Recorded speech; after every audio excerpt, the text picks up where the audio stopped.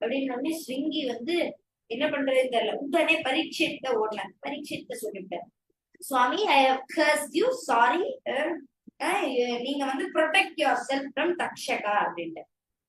உடனே தக்ஷகன் அந்த 7 நாள் காத்துட்டு இருந்தான். இவரும் 7 நாள் காத்துட்டு இருந்தார். எப்படி காத்துட்டு இருந்தார்?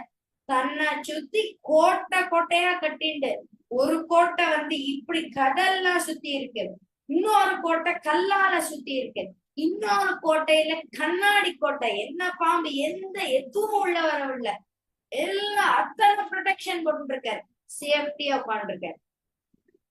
இவருக்கு என்ன ஆசைன்னா, சரி இப்படி என்ன ப்ரொடெக்ஷன் பண்ணாலும் நம்ம போறது உறுதி, போறதுக்கு முன்னாடி ஏதாவது பகவான் வச்சனம் கேட்டு போகணுமே அப்படிங்கச்சே இவருக்கு ஒருத்தர் காட்சி அளித்தார். அவர் எப்படிப்பட்டவர்னா ரொம்ப அருமையா இருப்பாராம்.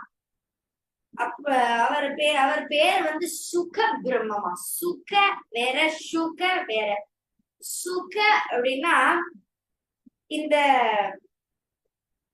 அருமை, சுகம் அப்படின்னா நம்ம நல்லா இருப்போம், அருமையா இருக்கும், சிரிப்பு, சந்தோஷம், இது சுகம்னு பேரு. சுக அப்படின்னா கிளின்னு அர்த்தம். இவருக்கு ஏன் சுகர்னு பேரு? இவருக்கு கிளி மாதிரி மூஞ்சி இருக்குமா. இவர் யாருடைய புத்திரர்? வியாசருடைய புத்திரர். வியாசம் வசிஷ்ட நப்தாரம் சக்தே பௌத்திரம் அகல்மஜம் பராசராத்மஜம் வந்தே சுகதாதம் தபோநிதிம். விஷ்ணு சஸ்நாமத்துல வருது இல்ல, அந்த மாதிரி அவர் பரம்பரையே ரொம்ப பெரிய பரம்பரை.